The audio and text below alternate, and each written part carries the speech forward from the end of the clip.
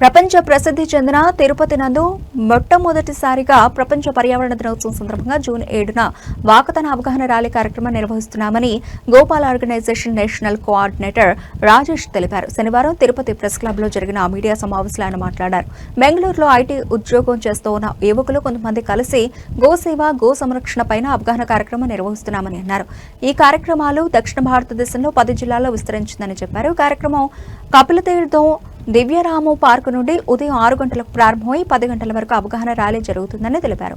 ఈ కార్యక్రమంలో రైతులు, విద్యార్థులకు అవగాహన కల్పిస్తున్నామన్నారు.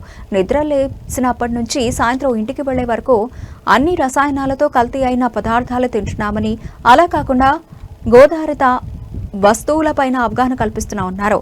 మన పూర్వీకులు రసాయనాలు లేని వ్యవసాయాన్ని ఎలా పండిస్తుండేవారో మనం మరలా అలాంటి వ్యవసాయ ఉత్పత్తులను తయారు చేసే విధంగా అవగాహన కల్పిస్తున్నామన్నారు. ఈ కార్యక్రమంలో ఆంధ్రప్రదేశ్, తెలంగాణ గోపాల్స్ ఆర్గనైజేషన్ అధ్యక్షులు శివకుమార్, తిరుచానూరు జ్ఞాన మందిరం రామ్జీ, తిరుపతి చాప్టర్ కోఆర్డినేటర్ గణేష్ తదితరులు పాల్గొన్నారు. మేము గోపాల్స్ అనే స్వచ్ఛంద సంస్థ నుంచి వచ్చామండి. గోపాల్స్ అంటే ఫ్రెండ్స్ ఆఫ్ కౌ. మన దేశీయ ఆవుల యొక్క సంరక్షణ ప్రతి చోట ప్రతి ఒక్కరికి అవగాహన కార్యక్రమాలు నిర్వహించడానికి 2014 సంవత్సరంలో గోపాల్స్ అని గోసేవ కార్యక్రమాలు బెంగళూరులో మొదలుపెట్టడం జరిగింది. ఒక 3-4 యువకులు ఎవరైతే ఐటీ సంస్థల్లో పనిచేస్తున్నారో వారాంతంలో మనం గోసేవ చేయాలి, గో సంరక్షణ గురించి అవగాహన కల్పించాలని ఒక సంకల్పంతో మొదలైన ఈ గోసేవ కార్యక్రమాలు గత 11 సంవత్సరాలుగా ఇప్పుడు దాదాపు దక్షిణ భారతదేశంలోని 10 జిల్లాల్లో విస్తరించిందండి. ముఖ్య ఉద్దేశం ఏంటంటే ప్రతి ప్రాంతంలో మన దేశీయ ఆవులు అనేది సంరక్షించబడాలి.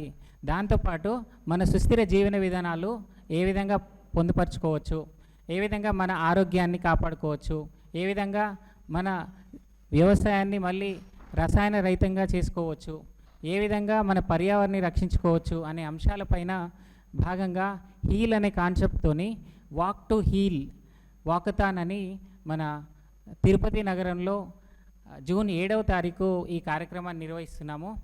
గత 4 సంవత్సరాలుగా బెంగళూరు నగరంలో ఈ వాక్ టు హీల్ అనే కార్యక్రమాలు చేసి కొన్ని వేలాది మంది కుటుంబాలు మన సస్టైనబుల్ లైఫ్ స్టైల్ ఏ విధంగా లీడ్ చేయొచ్చు, ఏ విధంగా మనం ప్లాస్టిక్ వాడకాన్ని నివారించడం కానీ, మనం ఏ విధంగా ప్రకృతికి దగ్గరగా మన జీవన విధానాలన్నీ పొందుపరచుకోవచ్చు అనే అంశాలపైన అవగాహన కల్పిస్తూ ఈ కార్యక్రమాలు నిర్వహిస్తున్నాం.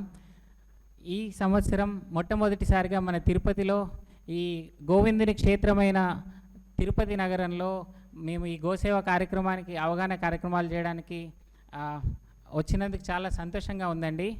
ముఖ్యంగా ఇందులో భాగంగా ఎవరైతే పాఠశాలలో, కాలేజీలో చదువుతున్న విద్యార్థులు ఉంటారు కదా, వాళ్ళందరికీ కూడా ఈ pollution free environment, chemical free agriculture, sustainable life style వీటిపైన అవగాహన కల్పించే ఉద్దేశంతో వారికి పూర్తిగా ఉచితంగా గోపాల్స్ అనే ఒక కూపన్ కోడ్తోని వాళ్ళు టిని URL WTH TPT COL 2026 ఈ URL వాళ్ళు లాగిన్ చేసి గోపాల్స్ అనే కూపన్ కోడ్ వాడినట్టయితే రైతులకి, ప్రకృతి వ్యవసాయం చేసే రైతులకు కానీ, అదేవిధంగా కాలేజ్లో, స్కూల్లో చదువుతున్న విద్యార్థులందరూ కూడా ఉచితంగా ఈ వాకథాన్లో పార్టిసిపేట్ చేయొచ్చు.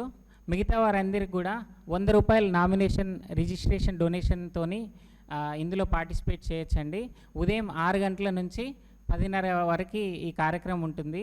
4 కిలోమీటర్స్ వాకథాన్లో భాగంగా ఎందరో మంది ప్రముఖులు వారి జీవన విధానంలో ఏ విధంగా ప్రకృతికి దగ్గరగా మనం జీవించవచ్చు అనే అంశాలపైన ట్రైనింగ్ వర్క్షాప్స్, అదేవిధంగా ఫన్ యాక్టివిటీస్ ఇవన్నీ కూడా ఎంగేజ్మెంట్ యాక్టివిటీస్ చేస్తున్నాము.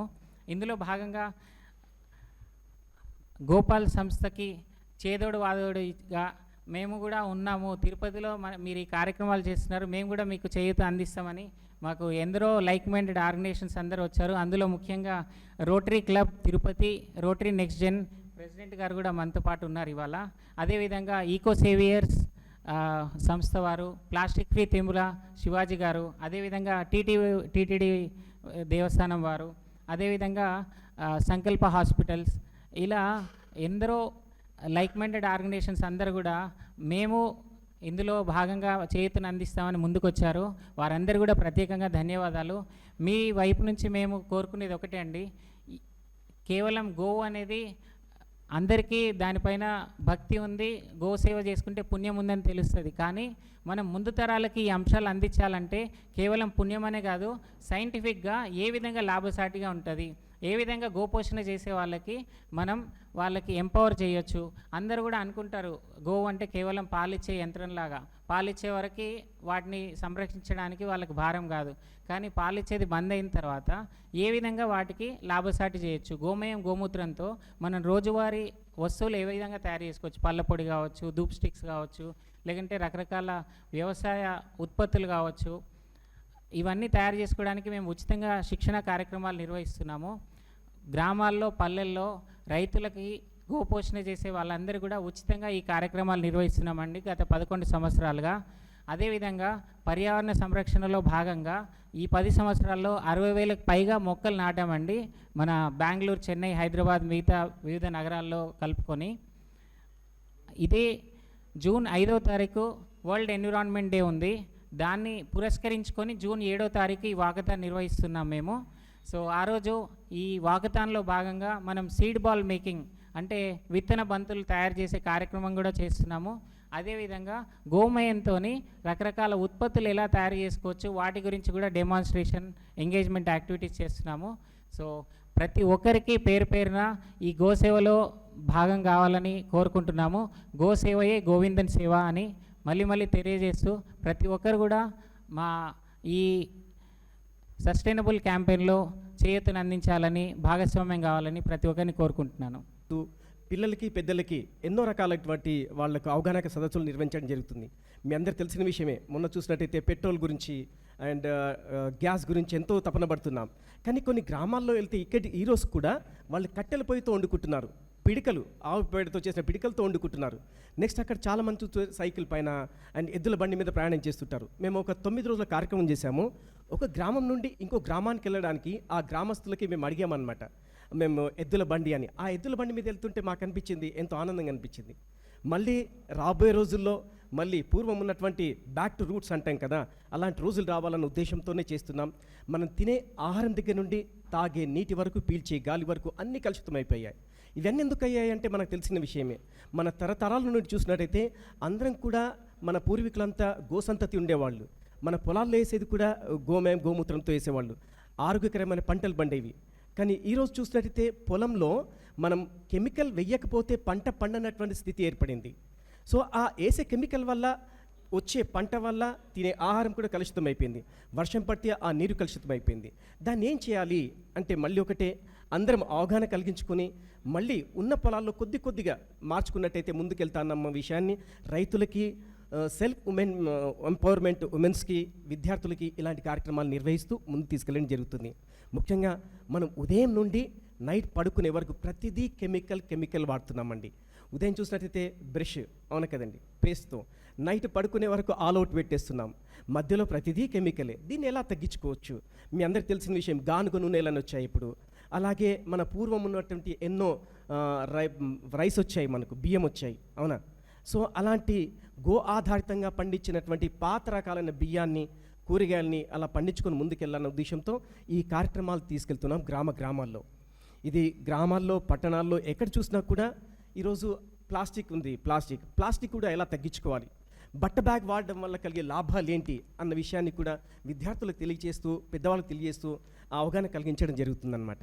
దీనివల్ల ఏంటి అంటే సింపుల్ ఒకటే, మన తరం అంతా ఏదో మనం కలుషితం అయిపోయాం. రాబోయే తరానికన్నా మనం కొద్దిగా ఆలోచించినట్టయితే కొంచెం వాళ్ళని బాగా చేసిన వాళ్ళం అవుతామన్న ఉద్దేశంతో ఈ కార్యక్రమాలు నిర్వహిస్తున్నాం. పాలు అనుకుంటున్నాం, తాగే పాలు, కానీ ఆ పాలు కూడా కలుషితమయ్యాయి, చిన్న పిల్లలు తాగే పాలు కూడా. సో అలాంటివన్నీ తగ్గాలంటే మళ్ళీ మన దేశీ యొక్క నాటు ఆవులు, దేశీ ఆవుల సంతతిని ఉన్న వాటిని కాపాడుకుంటే చాలు అన్న ఉద్దేశంతో ఈ కార్యక్రమాలు నిర్వహిస్తున్నాం. చాలామంది ఓల్డ్ ఏజ్ ముసలిది అయిపోయింది, కళ్ళు కనిపించట్లేదు, పాలు ఇవ్వట్లేదు, వ్యవసాయానికి పనికి రావట్లేదు, దీన్ని అమ్మేస్తామంటారు. అమ్మేసినప్పుడు అది చక్కగా కటింగ్కి వెళ్ళిపోతుంది, తద్వారా సంఖ్య తగ్గుతుంది. మా గోపాల్స్ మేమేం చేస్తున్నామంటే ముసలిదైనా పొలానికి పని చేయకపోయినా, పాలు ఇవ్వకపోయినా గోమయం గోమూత్రం రెగ్యులర్గా ఇస్తుంది. ఆ గోమూత్రంతో ఎన్నో ఉత్పత్తులు తయారు చేసుకోవచ్చు.